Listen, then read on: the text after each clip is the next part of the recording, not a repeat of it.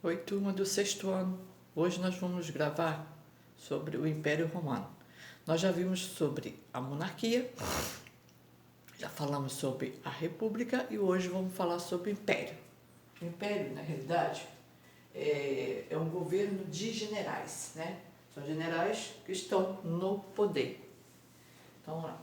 Otávio recebeu muitos títulos do Senado romano. Então, receber o de Augusto, que significa divino, sagrado, o novo governante máximo.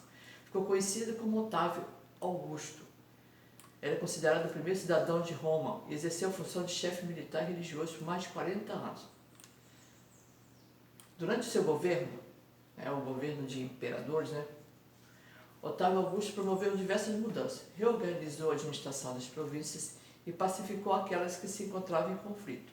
Tornou-se mais eficiente o sistema de cobrança de impostos e criou novos cargos na administração. Também reorganizou o exército e determinou a construção de vários templos, biblioteca pública, estradas, aquedutos e prédios residenciais. Então, o imperador Otávio Augusto fez bastante coisas, vamos dizer assim, bastante reformas e com isso melhorou bastante a situação nessa civilização.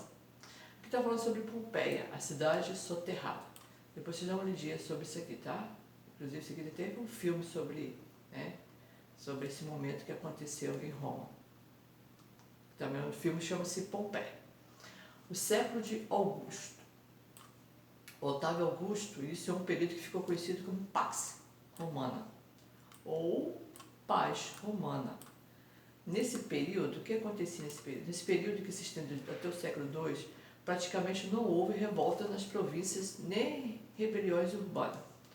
O exército romano, com um grande número de soldados, dedicou-se a defender as fronteiras do império.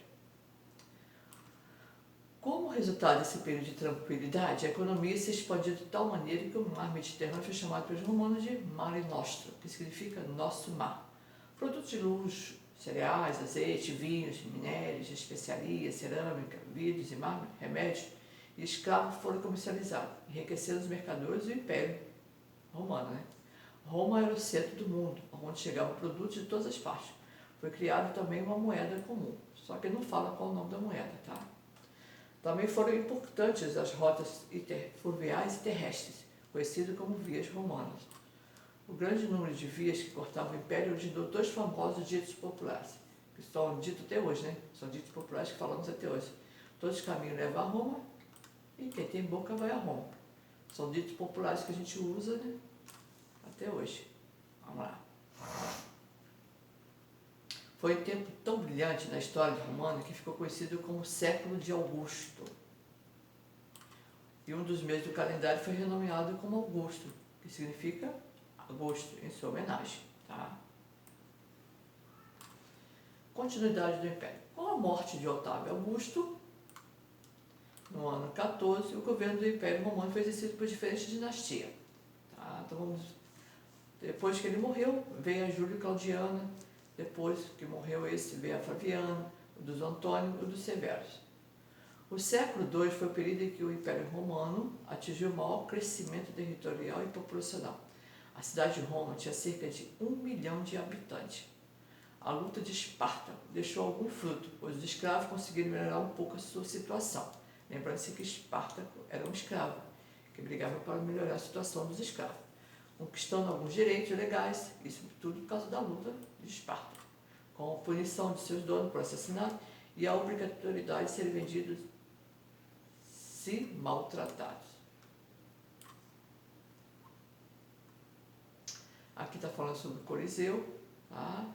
Depois vocês dão uma lida também. Bom, vocês lerem sobre o Coliseu, que era um enorme teatro. Os romanos adoravam trabalhar essa parte do teatro. Até mesmo porque eles trabalhavam o teatro. Deixa eu explicar um pouco isso aqui. Roma passava por um momento muito crítico de dificuldade financeira, crise política. Então, o teatro, principalmente onde era o Coliseu, tinha um espetáculo de gladiadores, de espetáculo de leões. Então, as pessoas, eram só homens que podiam entrar nesses espetáculos, nesse Coliseu. Então, esse espetáculo era para que o povo esquecesse um pouco a situação que acontecia com Roma nesse momento. Então, por isso, pão e circo. Pão porque distribuía pão e circo porque distribuía as diversões que existiam nesse momento, né? Diversões com animais, diversões com gladiadores, para eles esquecerem o que estava passando nesse momento da política, a dificuldade. Tá bom? Aqui nós acabamos de falar sobre a nossa parte de Império Romano.